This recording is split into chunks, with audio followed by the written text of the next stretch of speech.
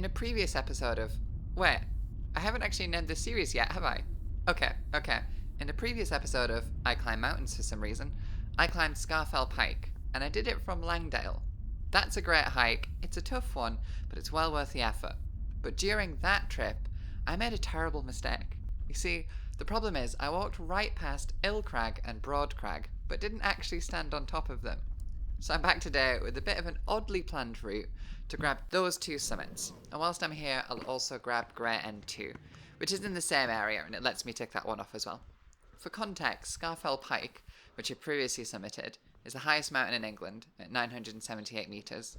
Ill Crag and Broad Crag are third and fourth at 935 metres and 934 metres, and Great End is 7th at 910. Before I tell you more about my very odd route choice today though, I'd be curious to hear from you all about what do you feel about summiting mountains? I climbed up to about 910 metres previously on Ill Crag to reach the plateau that leads over to Scafell Pike, but that put me about 25 metres short of the summit of Ill Crag. Would you count that as summited, or do you have to touch the summit cairn or the trig point for it to count? How close is close enough?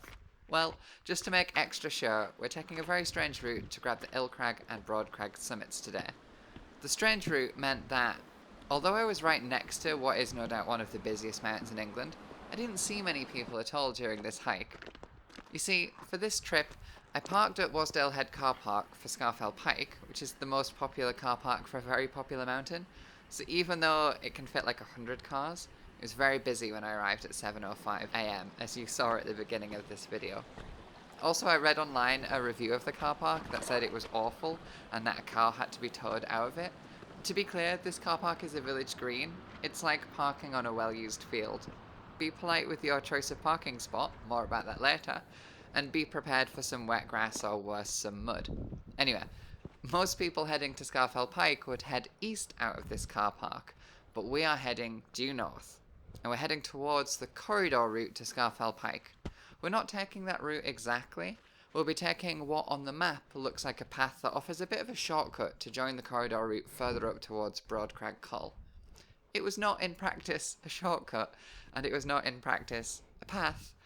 It was a barely discernible track up a steep incline that you would struggle to follow with the assistance of GPS, but it was very, very quiet and incredibly scenic, with views of Lingmel and of the waterfall.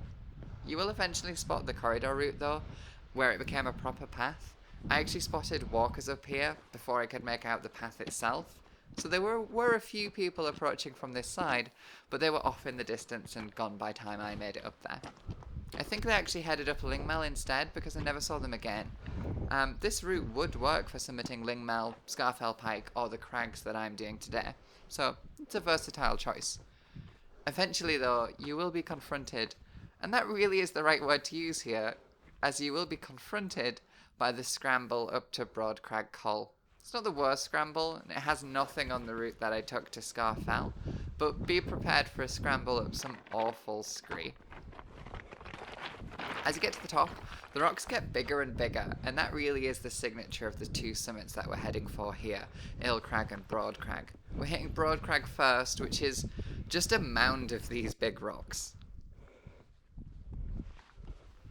You'll get passed by a lot of people on their way to Scafell Pike, which is just next door, and in good weather you'll be able to see that summit, and no doubt it will be busy. Over here on Broad Crag though, it was pretty quiet, and it's a great spot for some mountain photography, especially if you get a day like today where the weather was so nice. The gap between Broad Crag and Ill Crag is relatively small. You'll only drop about 30 metres between the two. Again, Ill Crag is best described as a mound of rocks, but you know what? It's one hell of a scenic mound of rocks with some fantastic views of the area. It is exposed to the wind though, since the summit really is just a large plateau with a summit mound on one end. I'm not a big fan of the wind in places like this, so I tend to pull up my buff over my nose, which can help an awful lot in this awful cold. I say, as I am passed by a group of trail runners in shorts. You guys are crazy. If you wanted to, you could turn around here and grab the summit of Scafell Pike instead, but since I've already been up there, I'm going to continue to Great End, which, would you guess it, is a rocky summit, but it will bring us on a loop back towards the car park. I should probably say that the descent down Great End through this route was a little steep, It was rocks and then a mix of rocks and grass all the way down. But it was easy to get a good footing for most of the way, with just a few sections of scree, which are a lot less fun on the descent. But I mainly stuck to the grass and I didn't find it too difficult, other than it was quite steep. The numbers picked up on this side of the mountain though, and I was passed by a few groups of hikers who were on their way up, and I think I was asked 4 times where Scafell Pike was. At the time, I thought nothing much of it, and I just pulled out my map and showed them the route options and talked about the way that I had just come and how steep it was. In hindsight, I think these people had left Wasdale car park and immediately set off in the wrong direction. Or maybe they had just chosen to take the long way around like I had. Maybe I'm reading too much into it, and maybe they just wanted to strike up a conversation with me and asked for directions as a good way of doing that. But I worry that these people weren't carrying a map, which seems crazy. I really hope they made it.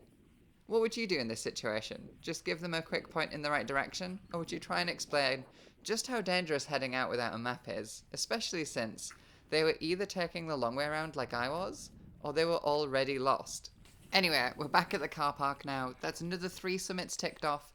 As you can see, the car park is incredibly busy, and several of these cars have got fines on their windscreens for parking outside of the designated area. So park politely, and it's home time for us.